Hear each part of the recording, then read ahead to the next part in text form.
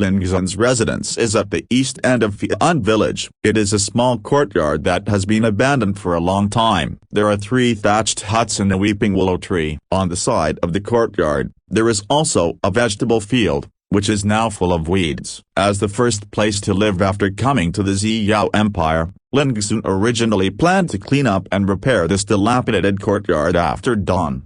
What Lingzun didn't expect was that the moment he opened the door, he saw many villagers gathered in his small courtyard. What surprised Lingzun most was that these villagers were either carrying some pheasants and hares that had just been slaughtered, or some pots and pans. Some people were busy cleaning the weeds in the courtyard, and there are even a few strong people. The man is repairing the broken walls and eaves of the thatched hut. In a word, the courtyard is full of busy scenes, but everyone seems to have a tacit understanding. No matter what they do, they suppress their voices, as if they are afraid of disturbing anything. When Lingzun saw this, he couldn't help but pondered, and he had a vague understanding in his heart, and a faint smile appeared on the corner of his lips.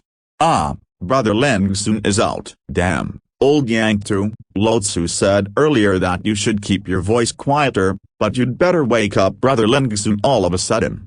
Bah, you resent me, you are beating on the eaves with the hammer, and the dead pigs will be woken up, let alone Brother Lingzun. Ah, Brother Lingzun, I'm not scolding you. Seeing Lingzun appear, the villagers in the courtyard suddenly stopped their movements and rushed over, looking like they were scrambling for each other, as if they had to occupy a favorable position to face Lingzun. Elders, I don't know what you want. Lingzun was also taken aback by everyone's enthusiasm. Quickly asked, Little Brother Lingzun, you helped Taishan eliminate the pests in the spiritual field yesterday. The method is really miraculous. We admire. A burly man came out and said with a grin. Before he could finish speaking, he was interrupted by a middle-aged woman. Stop talking nonsense. Are you a little impatient without seeing Little Brother Lingzun? As she said that, the woman looked at Lingzun, her face suddenly changed into a warm smile, and said, Little Brother Lingzun, you will be considered a member of our Fian village in the future. You live alone, I'm afraid it's very inconvenient, so we'll send you some daily necessities. As soon as the words fell, all the villagers nodded. Yes, yes, the Liu family's mother-in-law can speak well. This is what everyone wants to say. A sincere smile appeared on Lingzun King's thin and slightly pale face, and he cupped his hands. That's a good thing for the elders.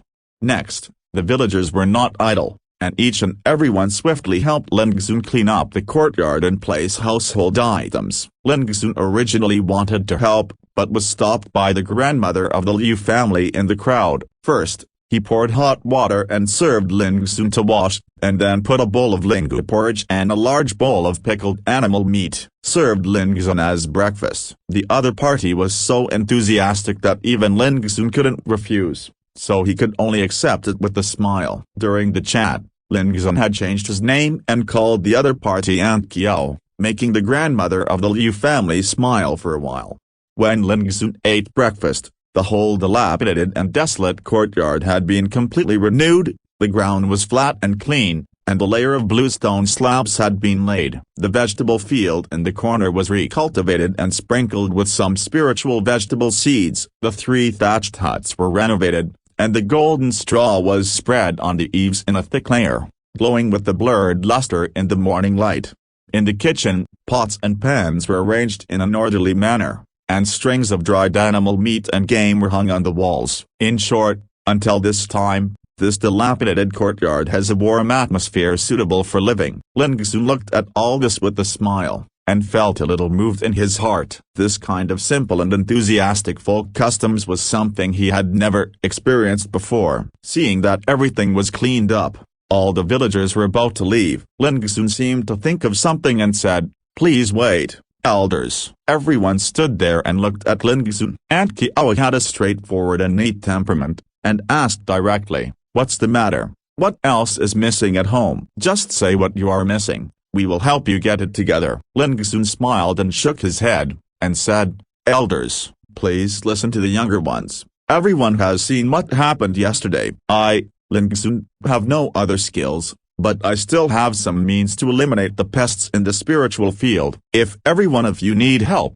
speak up." Before the words fell, I saw Aunt Kiao patted her forehead and smiled. "I forgot about this, little brother Lingxun. To be honest, my family's 6 acres of spiritual fields are the same as Taishan's spiritual fields. Seeing that those spirit valleys are about to wither and die, I am really anxious. Why don't you take the time to help Aunt Kiao?" Seeing Aunt Kiao open her mouth, the others were also anxious. The reason why they rushed to deliver things to Lingxun and clean the courtyard before dawn was indeed to get acquainted with Lingxun, but the most important fact was that still asking for something.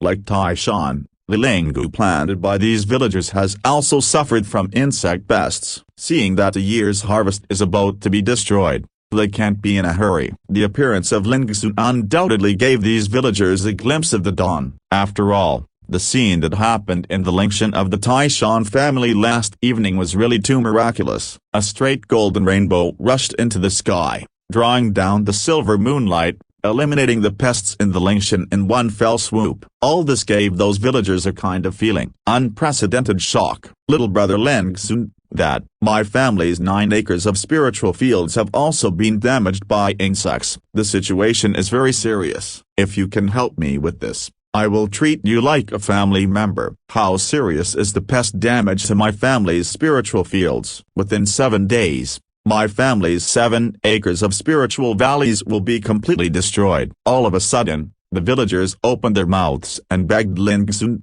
looking miserable. Lingxun was a little startled, but he didn't expect that there would be so many villagers suffering from insect pests in the Lingshan at home this time.